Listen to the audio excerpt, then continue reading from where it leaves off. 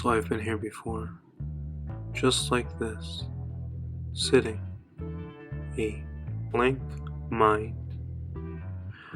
Look at me, just sitting in silence, lost. Where, oh where do I begin? Even to look. Well, let's start from the basics.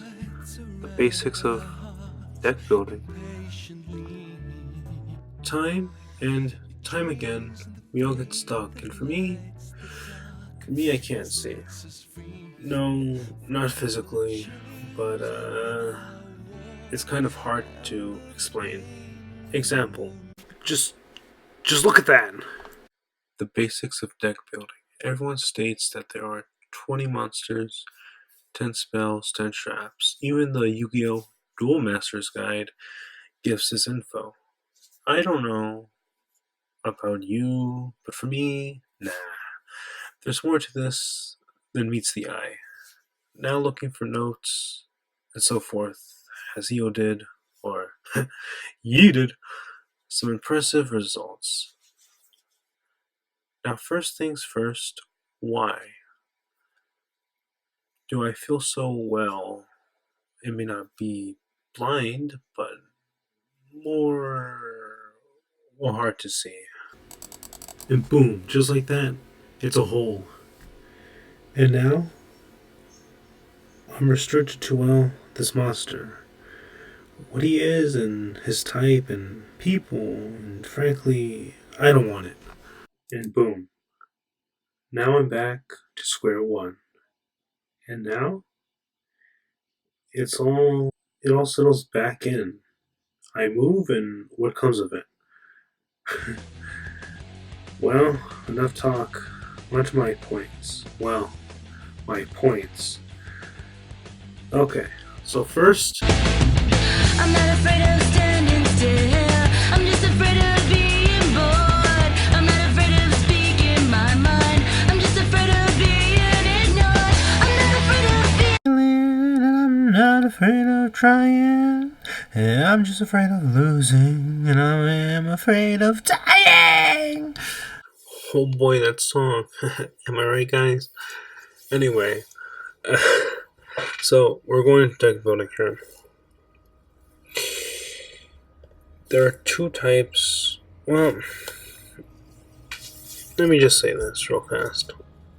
We're going to be looking at deck building not through the lens of it was anime, then a card game. We're looking through the lens of deck building strictly as Yu-Gi-Oh! Being a card game like Uno or, Halo being Halo.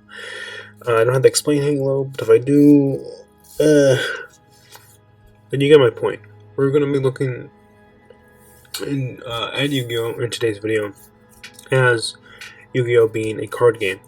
I know there's some people out there who maybe take works of fiction a little too serious. I believe we see this in the elitism, I guess you could say, of some players who watch the anime, then they pick up the card game and they want to make a deck and they want to be like Yugi and stuff.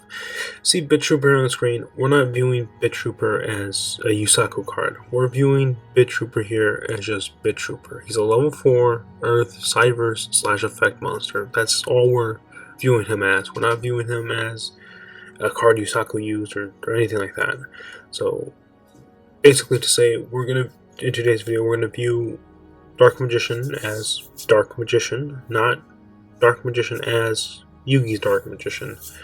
He's just a level 7 normal spellcaster monster, dark spellcaster monster, and that's it. That's all. We're not viewing it as, oh, that's Tim's Dark Magician, or that's Arcana's Dark Magician. Nothing like that. Simply as a card game. I'm not saying you can't do it, but I'm just saying for today's video, we can. That's the lens we're picking up.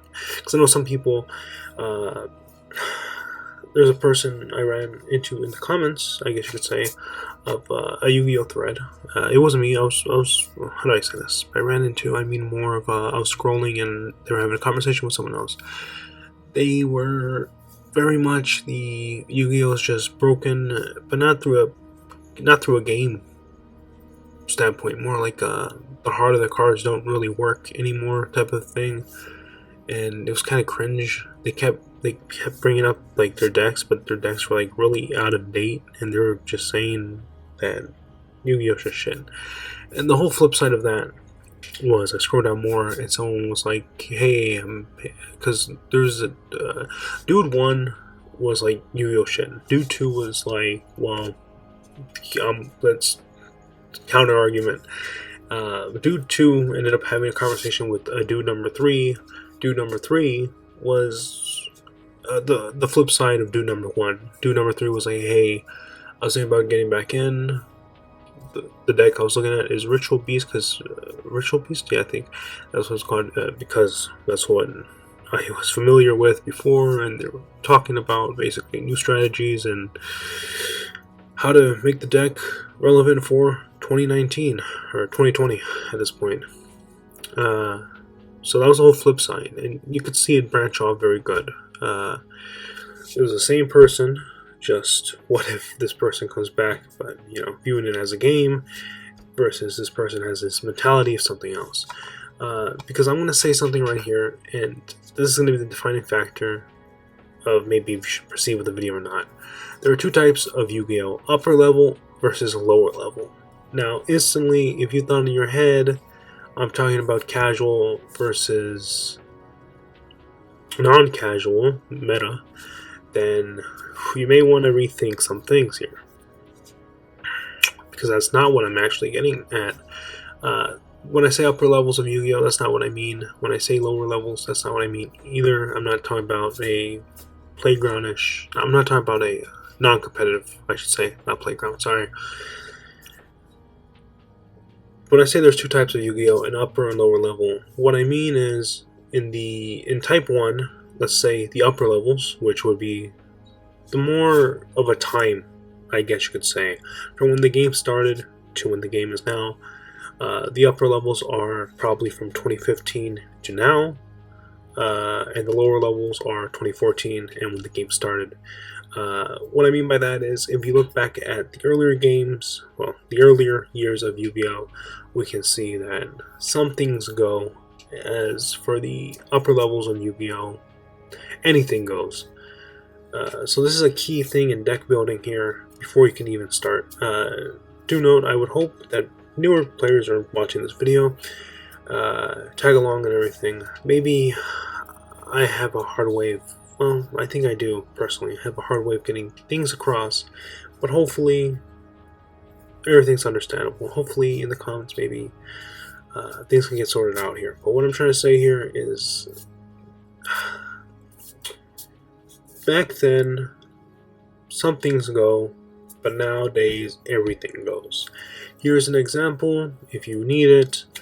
Back then, from when the game started to about 2014, just as a timestamp. So that's 14 years, because 2000 to 2014, you could not make a viable ritual deck that is based on Lackluster Soldier. When I say viable, I mean playable, like you can play with your friends and all that, and win a couple games. You had the normal ritual monster, normal in quotation marks, the non-effect ritual monster, the ritual spell, and some cards to probably search that out, but it was super slow. And I'm not talking about competitive Yu-Gi-Oh, putting that deck against it. I'm talking about you and your friends just whipping out your playmats and just playing. That deck would be outdated by the standards of 2004 Yu-Gi-Oh, so put that in perspective there. Now, in 2016 or 2017, Lackluster Soldier, well, I think it was 2015 actually, Lackluster Soldier got a revamp and more support cards, and in the Arc V era, when Pendulum Monsters came out, Lackluster Soldier got, Lackluster Soldier and Ritual Monsters got much great support for them. And other great cards also came out as well. And even more great Ritual Support cards have come out in the beginning of the Vrains era with the Link monsters, known as the Incantation monsters. So if you're putting a ritual deck, definitely look at the Incantation monsters and all that stuff. So as you can see there's a time area where some things go and a time area where anything goes, and we are in the time area of anything goes. I have a fusion deck, and fusion was not an option at all back then. Now it is. Fusion, ritual, decks that don't need an extra deck are an option. So what I'm just saying here is, when I speak of lower levels, I don't mean that the lower levels are not as equal, because I know some people like to go back and they like to play the meta. They like to go ahead and play the GOAT format. I know that's a very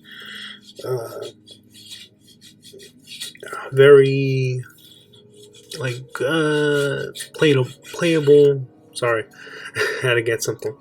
Very much playable. That format is very replayable for players. I'm sorry about that. I got really stuck on my word there.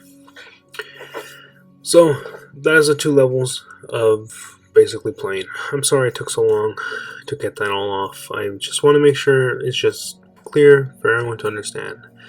So before we start, I'd like to go ahead and go back a bit into my past of where I started my decks.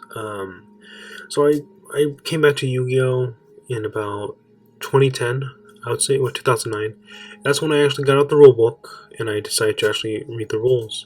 This is one of my first ever decks here. Actually, this is my first ever deck.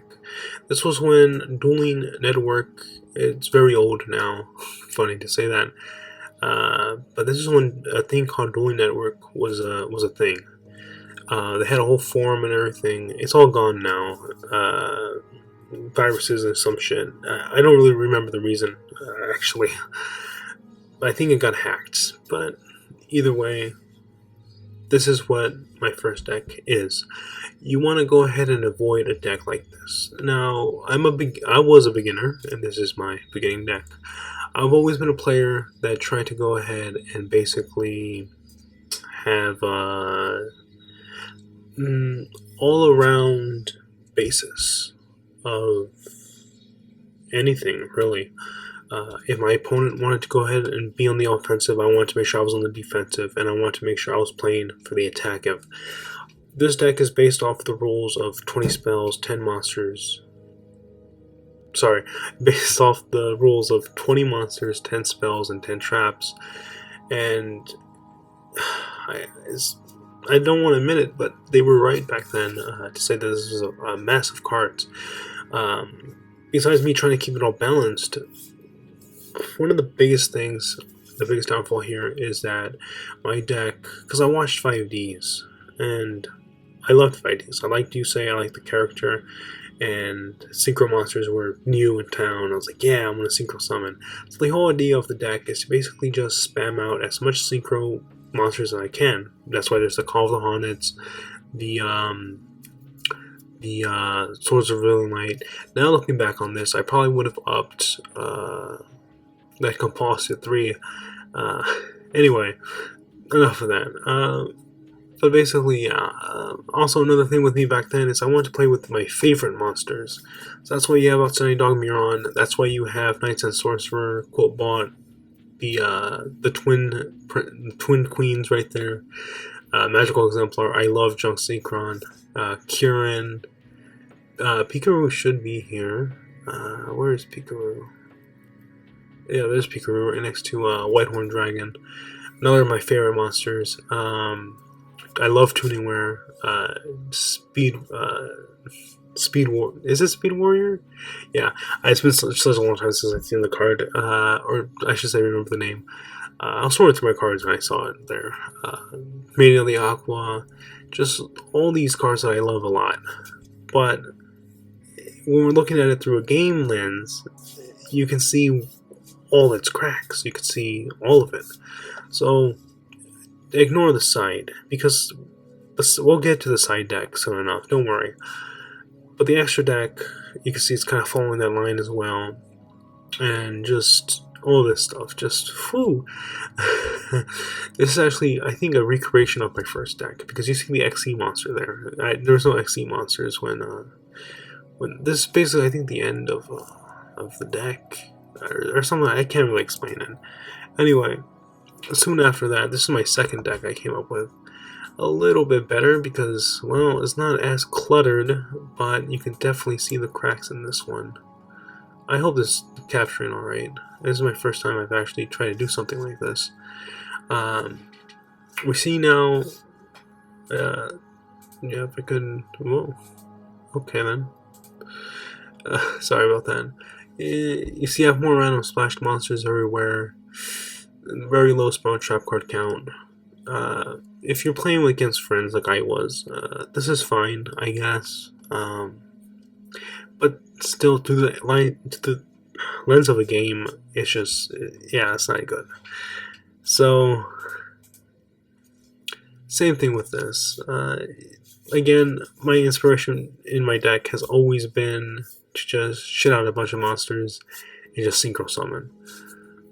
Just keep that in mind. You know, very Yusei-like in gameplay style. And it was fun. I'm not gonna lie, it was fun buying cards and being like, oh, I really love this card, so I'm gonna add it to my deck and I'm gonna duel. It's fun playing that, yeah, it's true. But now how I play the game is a little bit different now. I'm not actually going to show you my decks because there's no need to. We're not going to go into that. I'm just showing you guys how it was through the lens of a player.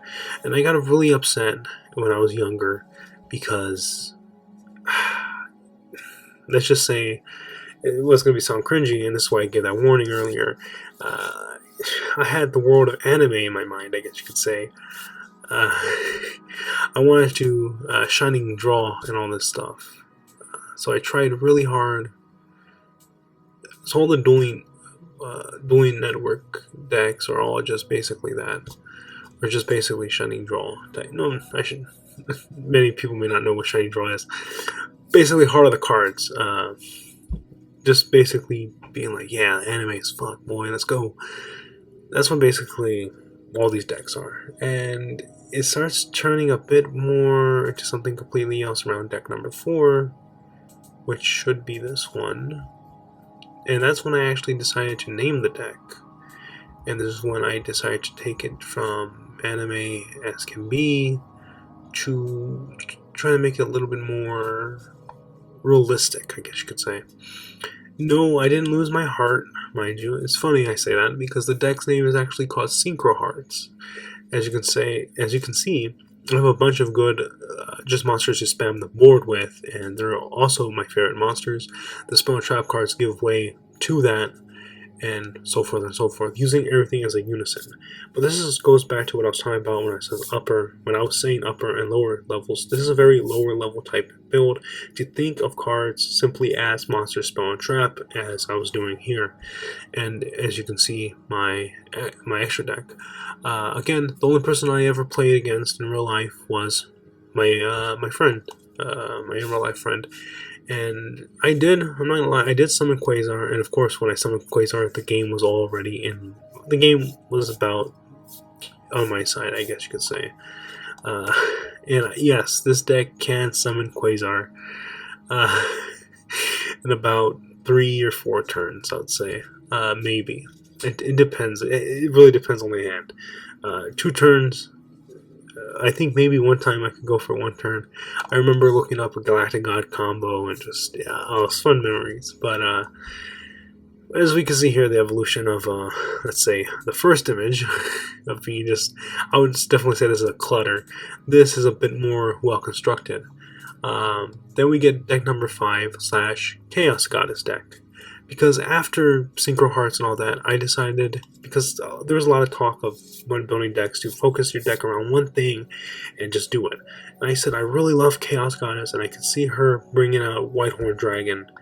And this is the deck I try to basically utilize to bring out Chaos Goddess. As you can see from before, A lot of monsters aren't there. So let's go ahead and go back here. As you can see here, it's kind of a unison of spell trap and monsters. You know, the spells are the traps are the real defensive type. The spells are like I'm gonna destroy you and then give you more speed, and then you got Moon Mirror Shield to just beat over something, and just more speed for the spells. And the trap were very defensive, and the monsters gave way to the spell. So if I drew a trap, it was all fine. Defense and all that, going to all my synchros. Of course, this is without the links. It's not link era, mind you. So we go to Synchro Hearts, and as you can see the monsters here, and now we see that a lot of these monsters aren't here. But as you could probably tell, Pikachu, Kieran, Whitehorn, Junk Synchron, Tuningware, these monsters are like my favorite monsters. I think this is the last deck I had made out of the Aqua and Assign Dogmiron with. I love those monsters decks, as you can see. That I actually brought them all the way to my 4th deck, Incarnation, Synchro Hearts, the final frontier for those cards. The final deck, I don't know if I should say final deck, but Chaos Goddess deck is right here. It's more unison. As you can see here, I got the Seers Chaos, the Level Eaters. Everything here is unison. When people talk about having the spell and trap cards and that lower level of thinking, I don't know, it sounds bad when I say it out loud, but I guess you can say standard thinking of monsters as monsters, spells as spells, and traps as traps. This is probably the perfect unison what they mean. This is probably what a newcomer should have built. If you look at this and you look at this, it really shows the growth of the deck. But this is all me thinking one way. And we see the synchros have changed a bit. And then we see I added 2 new XE monsters instead of Alchemic Magician being there. Now it's Shark, a monster that basically allows me to Shark Fortress Shark, that allows me to detach material, attack twice, and to any monster I can target, and then Whitehorn Dragon's still there, and basically everything. Yes, this deck can summon Quasar. As you can see, I was playing the 3 ofs, the 2 ofs, because now I was thinking more of, what do I want to see in my hand, what do I not want to see in my hand, and I'm showing you all this because you probably don't want to spend about, I guess you could say 10 years, because this is the span of basically 10 years you're seeing right here of a deck evolution, and you want to play Yu-Gi-Oh! You want to have fun with your friends. You want to think of it as a game. You don't want to think of it as this is my life journey right here or some shit like that. Or maybe you do. I don't know. If you do, don't take the red pill. Then the final deck. This is the everything. I decided to call this name because, hold on. This deck is Synchro Hearts. This deck is just Chaos Goddess. This deck is called It's called a Whitehorn Goddess of Chaos. Now that's a cool name, I'll tell you what. This deck right here, oh my god. I mean, if you look at it compared to the other ones, it's way more combo based, way more heavy based. But besides me spamming everything out like you say, that changed after Synchro Hearts. I went more for I'm going to summon out 1 monster and try my best have those cards for that 1 monster, which was Chaos Goddess. This is taking both forms and mixing it into one. I have the Synchro monsters for that spam. I got monsters, but I also want to include something to twist it all up, and that is put every form of summoning. Well, at least in the time. There's Pendulums, which just came out, which that's why there's those 2 Pendulum monsters, because they were brand new. And I knew I wasn't going to get them. People were explaining how you should use Pendulums and all that. And mind you, none of these decks had an adequate side deck. So the side down there doesn't even matter. But that's basically it. The whole Pendulums that were just there. Just added them because, Pendulum Summon. I thought to myself, that would be so cool to just spam on a bunch of monsters from my hand. So why not just add it? Black Soldier only had 1 copy. This is a copy of my real life deck, mind you. Not my current real life deck, but still. So we can see here, I added high-level monsters, but do note, these high-level monsters, except for Whitehorn, could all be special summon, or they have their own unique special summon. Since this is a Chaos build, because a Chaos Goddess, there's plenty of light, plenty of dark, so Chaos, Light and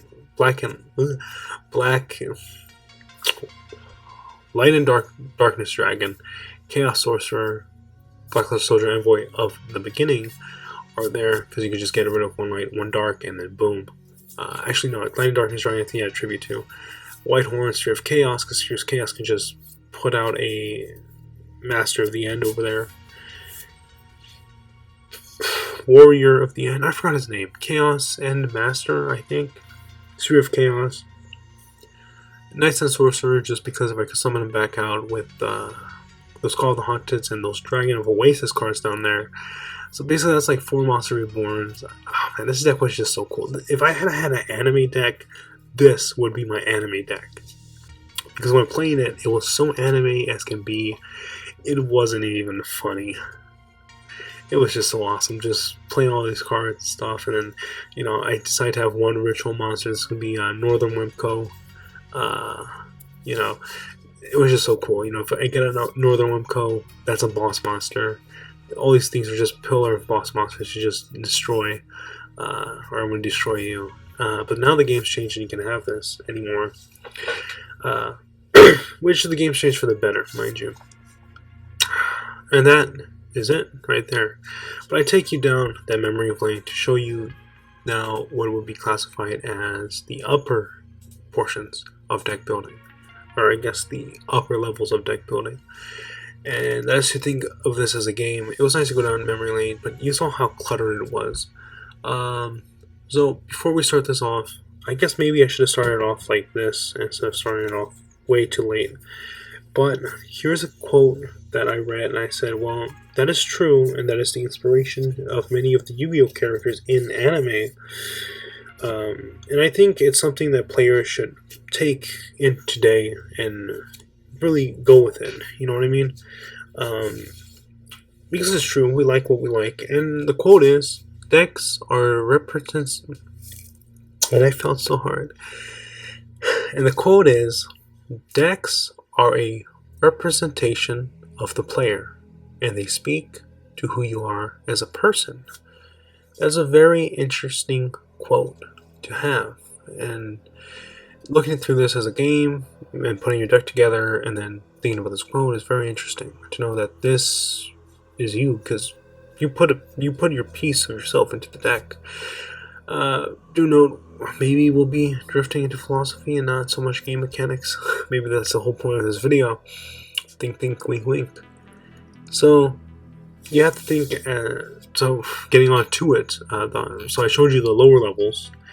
And now I'm going to show you the upper levels. The upper levels here are cards as roles.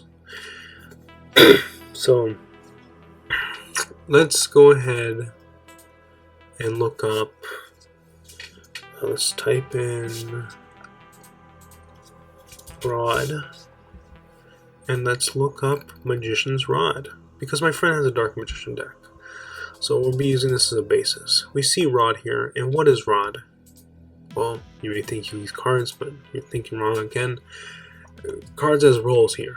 There are types of cards, and I don't know what a bomb is. I'm guessing a card that obliterates the field or something like that. But the types of cards are apparently starters, extenders, defense cards, and then bomb cards. I guess bombs would be Dark Hole or something like that. Defense cards are, of course, cards that help you play in a defensive manner. Extenders help give you that little push, and then starters is what we're looking at. A starter card is Magician's Rod, and I'm sorry for the click-clacks. It is very close to my mic, and I cannot do anything about it. A starter card here is like Magician's Rod. Let us read Magician's Rod's effect. When this card is normal summoned, you can add one spell or trap card from your deck to your hand that specifically lists the card Dark Magician in its text. So when you normal summon this card, you're going to add any card that lists Dark Magician. This is a good starter card. Well, at least for the archetype for Dark Magician.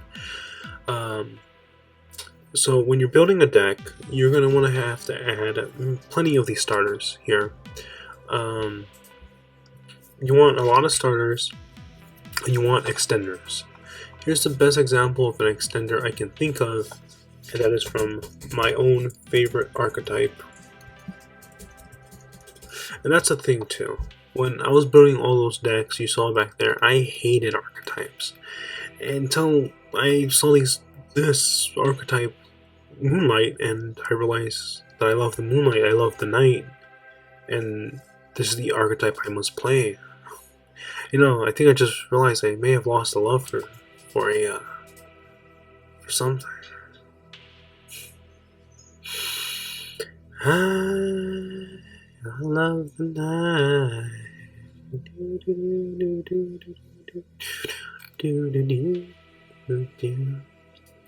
Anyway, so this is a starter. You play it, go ahead. You're gonna start your combos. This would be an extender, if I'm not too mistaken, because the effect of this card is essentially a monster reborn, and then a bit more. Target one Moonlight monster in your graveyard, special summon it. So, on that basis alone, it is a monster reborn, just flat out, but only for a archetype. Then it has another effect. You can banish this card from the graveyard, then discard one card, add one Moonlight monster from your deck to your hand. And that is a very good effect in the archetype. So that is an extender. So extenders are there to help you just boost your game a bit more. So when you're constructing your deck, you're going to want to get a lot of starters, you're going to want to get a lot of extenders, and then you're going to want to go ahead and get whatever's left you can is defense and then a bomb card. I don't know what a bomb card is. I guess it's a card that just maybe nets you a lot of advantage. By net, it means gain a lot of advantage. Maybe it's a card like Super Poly, maybe it's a card like Dark Hole. Not too sure what that means. Because I was watching a lot of deck building videos before actually doing this whole video, and these are just some terms I heard thrown around. It was, to learn a bit more, it's stuck behind a $25 paywall, and I don't know if I want to invest that much money on a book, because I don't necessarily read books. So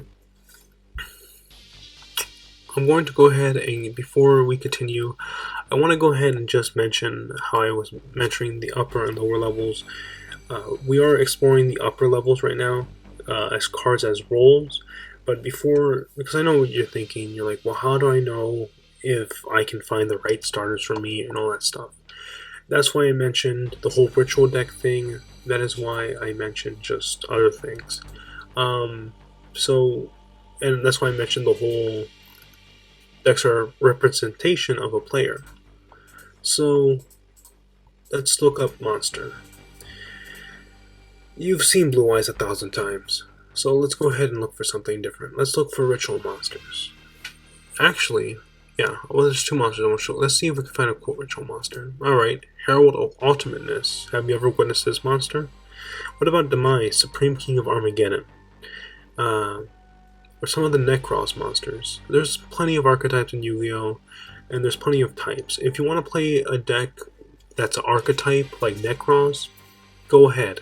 If you want to play a mini archetype deck like Demise, because Demise is also linked right into Ruin, and they're both King and Queen, one of Armageddon and one of Oblivion, their whole deck is centered about summoning one and or the other and demolishing your opponent in the OTK style.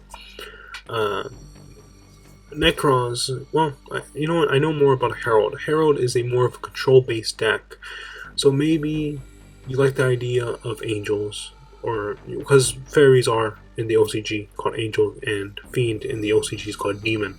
So maybe you like angels and maybe you like the idea of just controlling your opponent. There are different fairy decks that are controlled decks, like the counter fairy strategy, which involves fairies and then counter traps. You could go ahead and make a deck based off attribute, based off of level, that would feed into the XE type monsters and so forth. So let's say if you like level 4 monsters, while there are the X, if you just want to spam out just a bunch of level 4 monsters and overpower your opponent, you could then probably evolve that gameplay into just rank 4 monsters. As you can see, there's plenty of rank 4 monsters here. A very, I think, flexible deck would be a Hope deck, because all you need is 2 level 4s, and this is the boss monster of it. Of course, there's other cards. Don't get so wrap your head around the card text and everything like that so fast. You want to take everything one step at a time. Again, this is for newer players. and maybe returning players as well if you're watching this video. So just if you want to build a deck around levels, you probably could. If you want to build a deck around the type, you can. If you want to build the deck around it all being XC based, you probably can, but you may have a little difficulty. Again, your safe bet is making a archetypal deck. Now, if you like stories, here is a archetype that actually has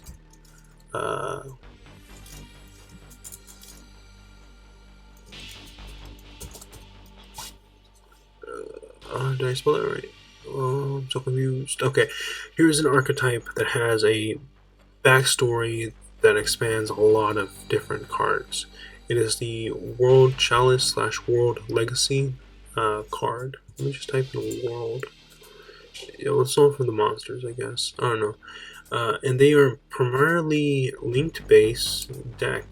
So we have, Ningerusu, the World Chalice Warrior, and there's a whole arching story between all these cards here. Okay, not for Meat Top of the Underworld, but it had world in its name, so it got picked up anyway. But, the World Chalice Dragon and stuff like that. So if you like cards with a little backstory to them, I guess you could say, you could look up the World Legacy / World Chalice cards. And even if you do like Blue Eyes or something like that, Blue Eyes has its own archetype, and there's plenty of videos out there that could probably help you and get you moving on your feet. I guess we could use Dark Magician as a standard.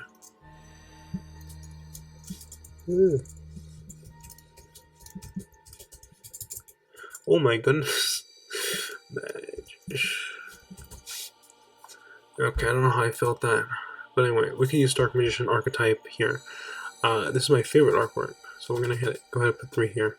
I'm not going to make a Dark Magician deck, mind you. I'm just showing you what there is.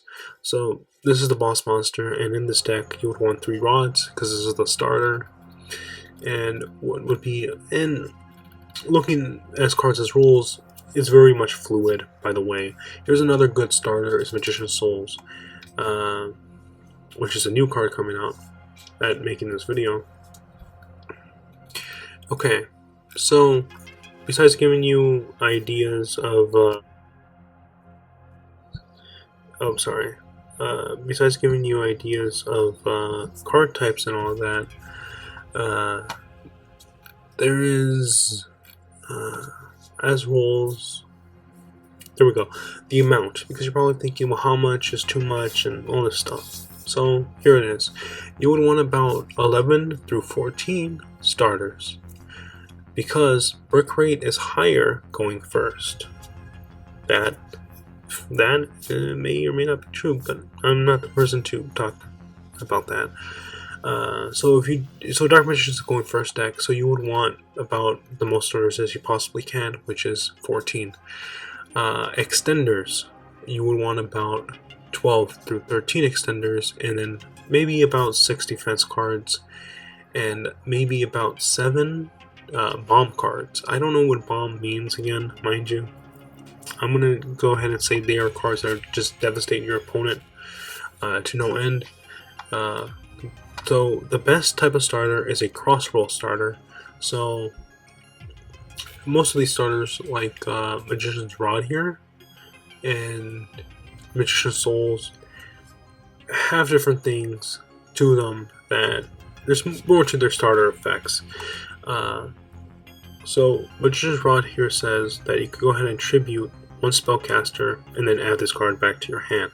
So it just goes ahead and recycles itself back into your hand, and you got a monster off your field.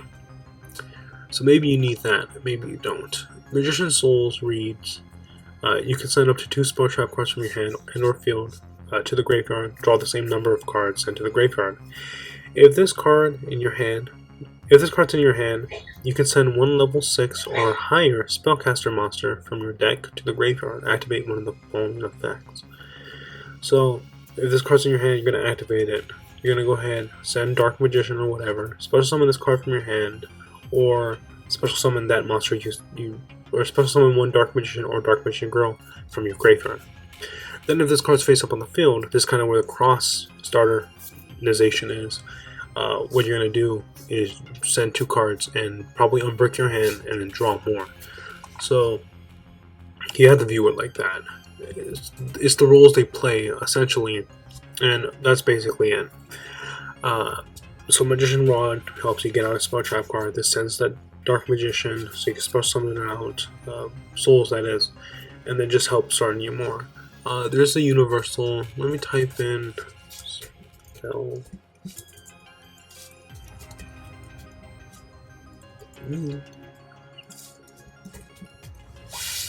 There's the spellbook engine, which involves this monster, this spell card, this link monster, and then this spell card.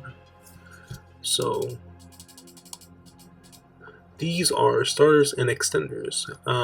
This is a starter because when they normal summon, you gotta add a spellbook. You want to go ahead and add one of these 2, and then this is a extender because, well, extender / starter, I guess. Because, well, you know, I'd say this, it's a starter, to my point of view at least. Maybe this is a game ender for you. This will add a spellbook. As you can see, one of these 2 will add our spellbooks. And then this one, you send to the graveyard either one spellcaster you control or one other spellbook card from your hand or face up on your field, except itself, and if you do, draw 2 cards. So it's not a bad engine, especially in a spellcaster deck like Dark Magician. And then of course this Link monster just helps you get that piece out. So I guess in a sense this could be a starter, or maybe it's just an extender. Again, as you can see, these rules are usually one thing: draw power, search power, search power, and this is just search power. So yeah, that's what I want to talk about, the cross roll starters.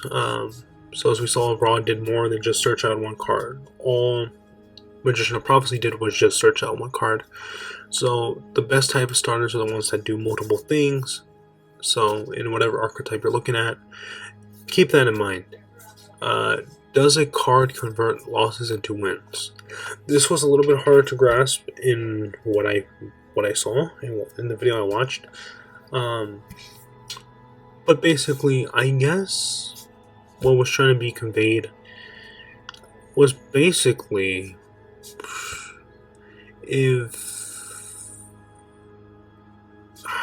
I guess cut the card that basically makes you lose, if I remember. I don't know. I'm gonna say it again because I can't really elaborate on it. Does a card convert losses into wins? Sorry for all the background noise. These people don't know how to stay quiet. But does a card convert losses into wins? Not the other way around, if I remember. Something like that. Yeah, just keep it like that. Now, do keep in mind that frequency of summons doesn't mean it's a good card. So just because you can go ahead and XE summon always number 39 Utopia, which is the rank 4 monster we saw earlier, or I guess it would be a better example would be just because your deck can always just have enough monsters on the field to go ahead and normal summon Dark Magician, just always and forever, doesn't mean it's a good idea. So let's say you'll open up your hand and you can summon out, you can go ahead and special summon a monster, and then because you have that monster special summon out, you can special summon another monster, and they send them both away for Dark Magician. Just because your deck can do that doesn't mean Dark Magician itself is a good card, because if you look at the deck you're playing, it is a light dragon, dinosaur, fairy deck, let's just say that. And he is a dark spellcaster, so mishmash and all that stuff. Don't go over 3 hard normal summons. So Dark Magician would be 1 normal summon, but if you're playing him in a Dark Magician deck, you won't be normal summoning him. I'll say that. So what they mean here is, let's type in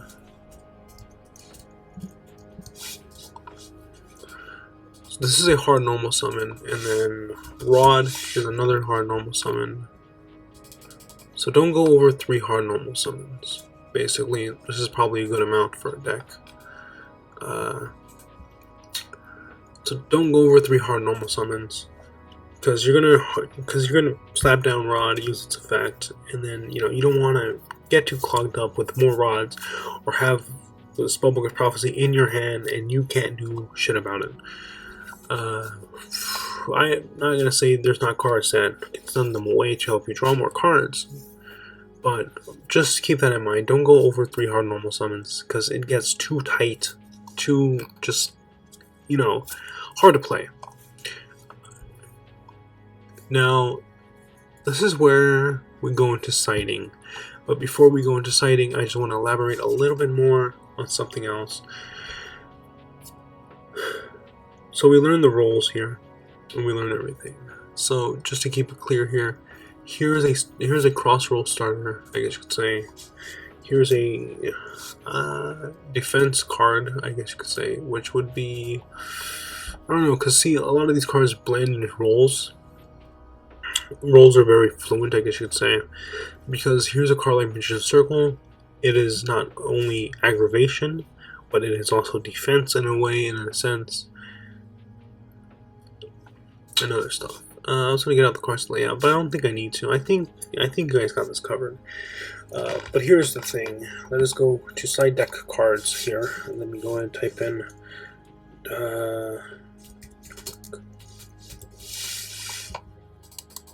Dark Ruler No More will be in the side deck. And we're going to go ahead and have a card like Monster Reborn. Oh, this card's still at 1. Alright. So we're going to go ahead and have a Monster Reborn. And let's talk about sighting and roles here. Err more to undersighting than oversighting. Let me just repeat that. Let me go ahead and repeat that just one more time.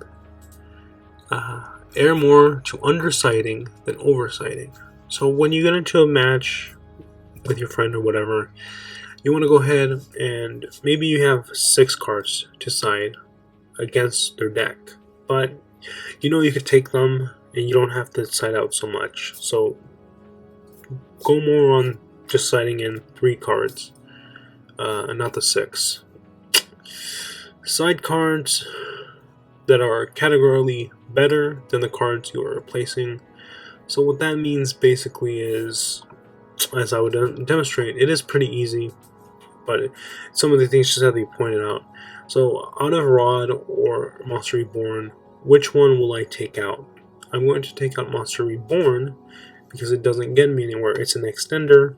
I'm going to go ahead and put in Dark Ruler No More instead, because my opponent, their deck is just heavily on the side of just shutting it down with all their monsters. So now if we go into a duel, let's say I draw Dark Ruler No More, I play it, and then I get normal summon Rod, I get to go off and play Rod. If I were to take off Rod and leave Monster Reborn, like maybe some people would think to do, we would see that basically, what do we have here instead? We don't have that much. Well, we don't have anything to start on. We have 3 starters, a counter card. We have 2 starters, an extender, and a counter card. Even if you reborn the Rod, it doesn't mean anything. So there's that. Of course, you could argue, if you want, that this will be our opening hand. It's all up to you if you want to argue that way, but that's basically the point of the comment, is basically that. Hopefully you found this video good. Hopefully you learned some stuff to view the game as a game and not as, I guess you could say, as I did before. So there's starters, extenders, defense cards, and bomb cards. So you would want, again, just repeating, 11 through 14 starters, 12 through 13 extenders,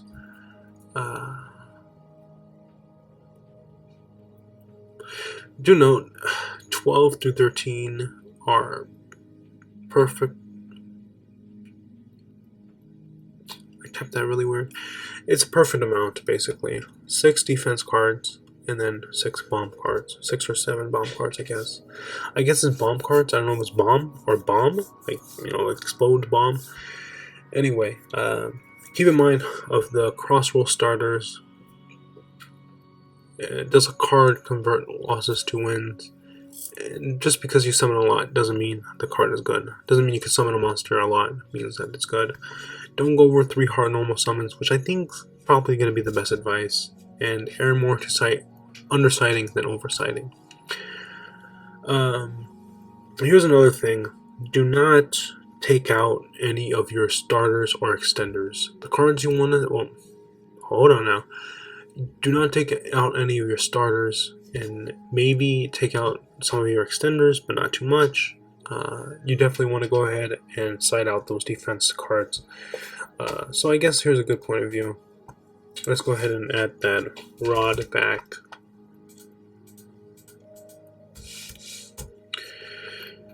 So let's go ahead and add rod. Let's add no more. Let's put no more here on the side. Let's go ahead and just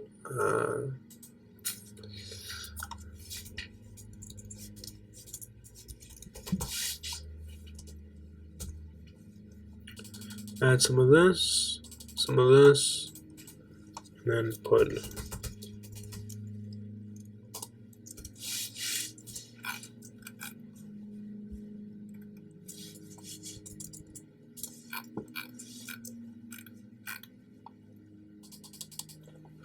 some of that. Go.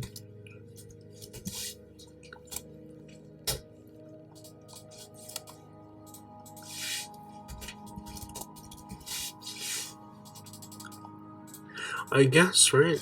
Yeah.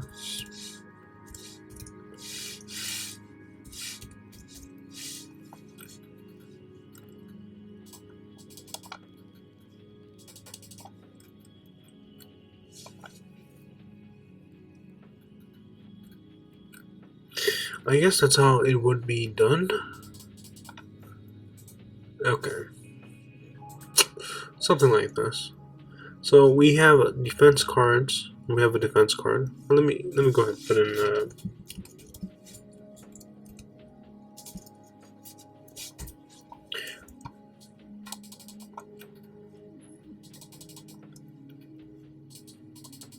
there we go.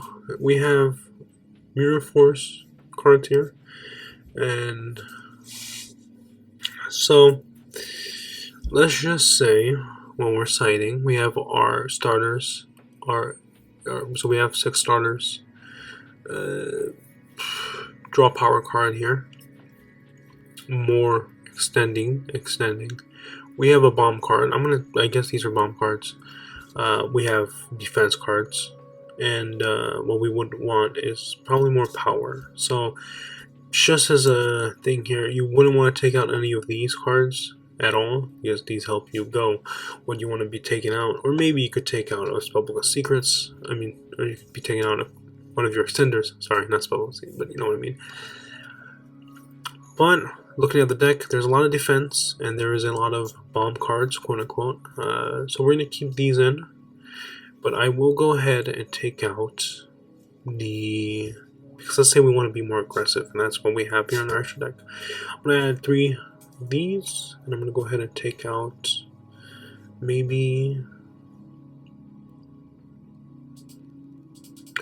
that, and then I'm going to take out 3 Lightning Vortex for a Nibiru.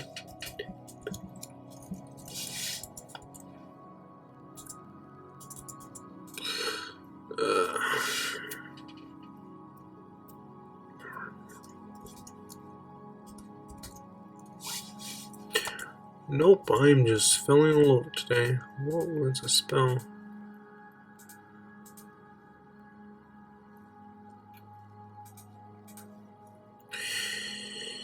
Primal.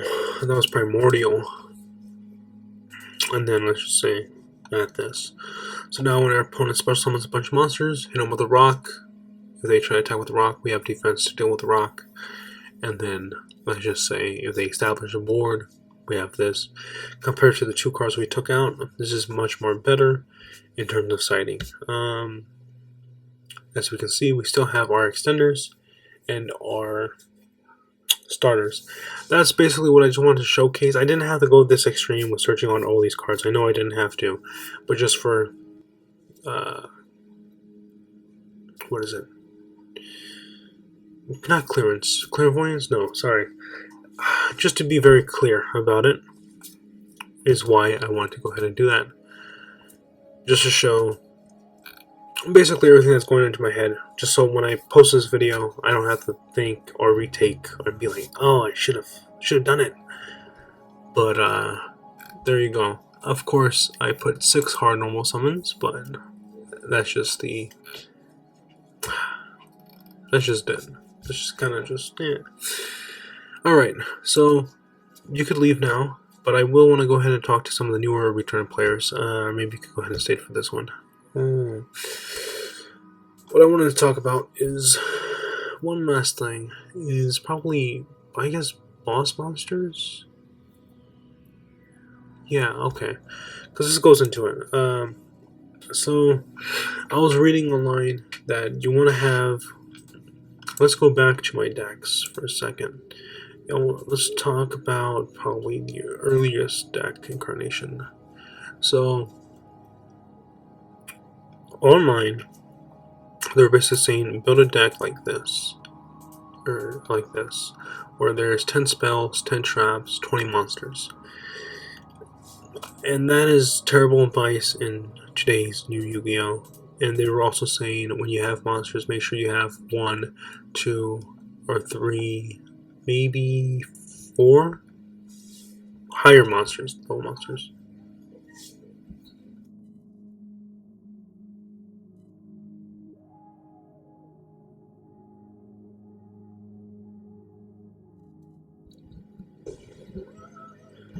And as you can see, that's basically what I did with my first ever deck. Is I basically did that, and this isn't really playable. I just have to say that because it would take a lot of turns before I can summon out one monster, and that one monster is the same attack as Dark Magician, and all that stuff. And again, I didn't really have a end board. So what I want to go ahead and go to is, let's say, this. So what are we looking here for? Let's go ahead and clear this. And what I want to just say is win conditions. I just want to point something out here because this blends into everything. Because I talked about extenders, I talked about starters, I talked about defense cards. But what is all that leading to? Let's go ahead and look at some great boss monsters. Maybe you'll get some ideas of making some decks. We're going to go ahead and look up effect monsters. Now, there's a shit ton of very powerful monsters. Malefic Truth Dragon, which is 5,000 attack. The Dystopian, 5,000 attack. TG Helper Cannon slash Ensemble, 5,400 attack.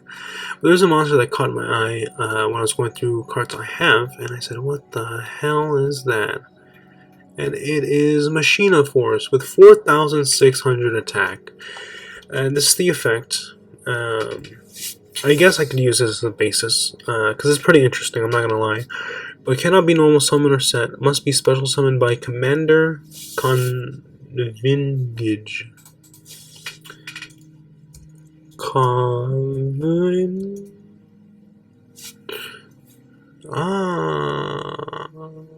Is it this one?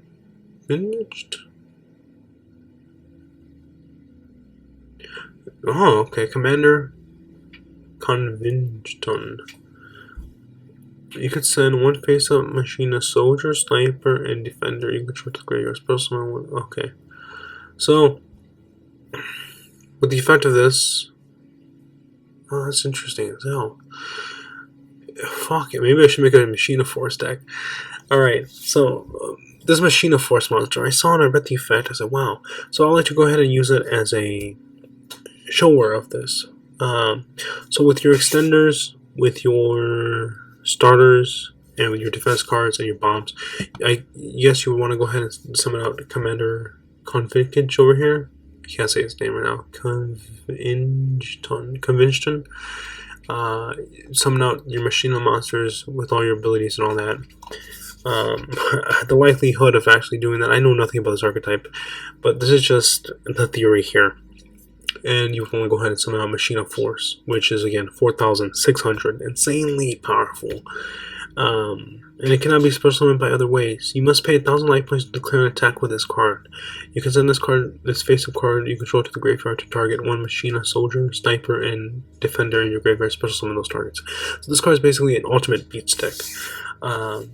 So I guess, in other words, this is a newer version, I guess you could say, of cards like Blue Eyes White Dragon and Dark Magician.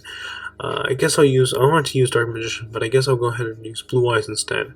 I'm taking this back earlier on. You want to use your starters, your extenders, and your defenders, and your bomb cards to basically all go ahead and do what they do to go ahead and summon out your Blue Eyes White Dragon. I guess what I really want to do is do this. So, polymerization. In the Moonlight deck, what I want to do is, as fast as I can, with everything I have in my toes, is fusion summon. So basically, with all my extenders and all that, get the cards I need to perform a fusion summon into the boss monster Leo Dancer. That is the win condition of the Lunar Light deck. The Lunar Light deck is to have Leo on field and to basically attack your opponent and just kill them. It's an OTK strategy. Depending on what deck you have, or what deck you want to make and all that, it's going to be different. I showed you, of course, just the brutal style of the Blue Eyes and the Machine of Force, but let's go back to rituals for a second. I know Herald, I don't know if anybody used Ultimateness.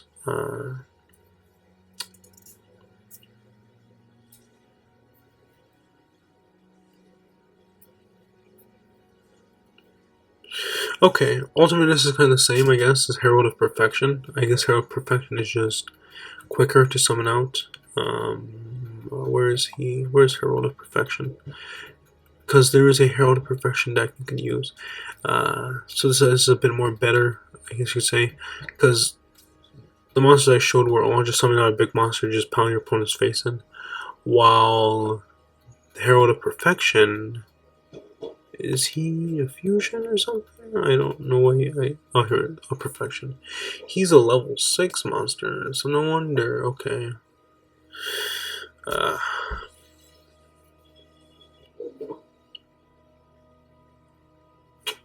Don't know there. Oracle of Herald.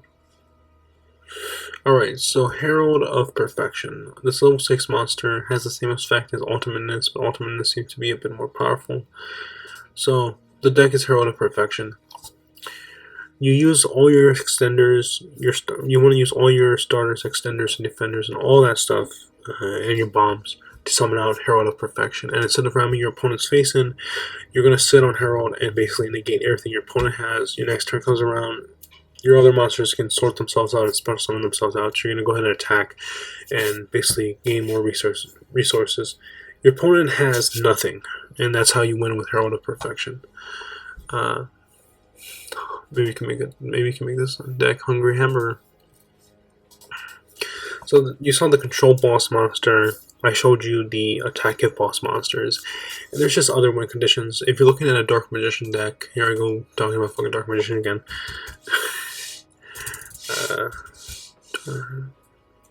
Just making sure it's not out of water.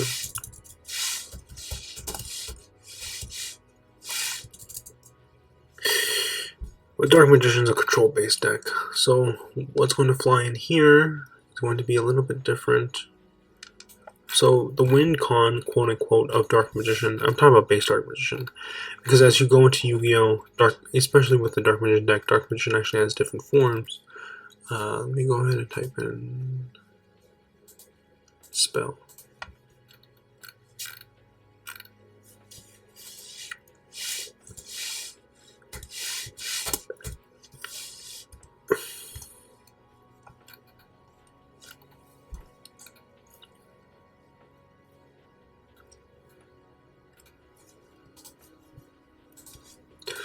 and the trap. So this is basically the quote-unquote win condition of Dark Magician, is to have Dark Magician in hand or graveyard, set this card and activate this. Because when you bring Dark Magician out, he's going to go ahead and banish a card, or Circle's going to banish a card.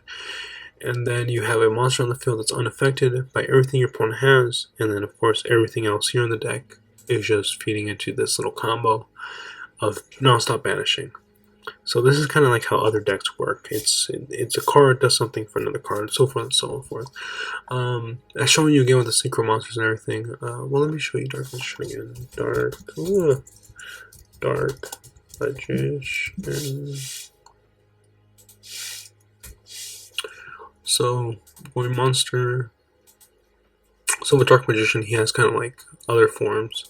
He has a fusion form. So this is the base Dark Magician deck. So if you want to get a bit more cooler, there's going to be Dark Magician, the Dragon Knight, which is a beefed up version of Dark Magician because it's treated as Dark Magician, and no one can mess with your Spark Trap cards. So this card, when it leaves the field, it destroys all monsters.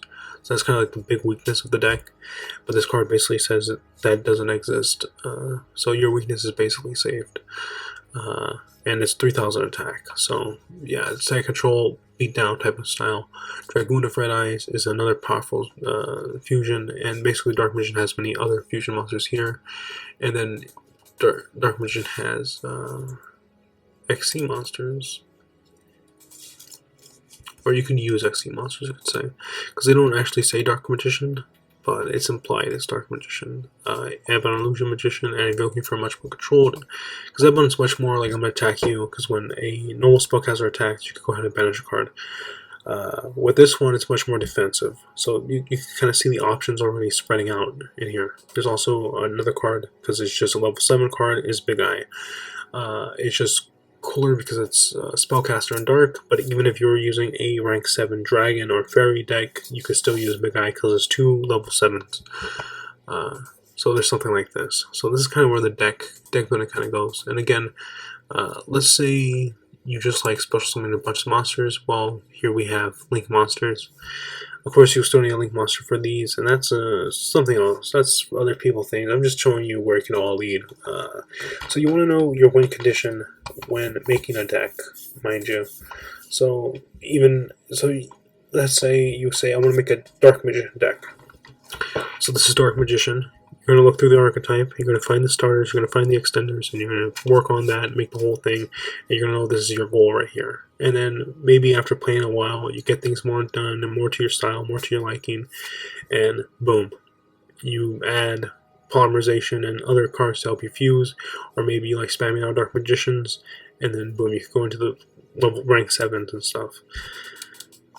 So there is one last thing I would like to go ahead and demonstrate.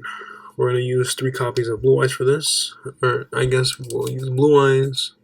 We're going to use a semi-limited trap card. Well, that's just weird. Trap, semi-limited. There's no semi-limited traps. Semi-limited spell card? Okay, so there's no... What is semi-limited? Okay then. I was not expecting that.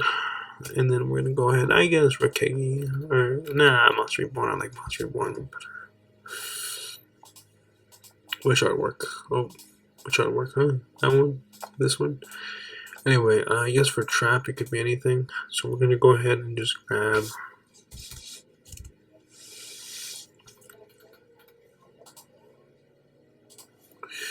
So here's something I would like to just go ahead and, I guess, state. One final thing is that someone stated this, and it's still a pretty good rule. You add 1 copy of a card, so that would be Monster Reborn. If you want to go ahead and search it, you add 2 copies of a card if you want to go ahead and draw it, but not necessarily open it in your hand. You add 3 copies of a card if you want to open it in your starting hand, or have the chance to. So when you start a duel, and this is the ratio of cards in your deck, when you draw, you're most likely going to get 3 Blue Eyes. and then maybe a Mirror Force, and you definitely won't get a Monster Reborn. I'm not going to say that happens 100% of the time, but the slim chance of you getting Monster Reborn is way lower, as you can see. So keep that in mind. And that's about it. So hopefully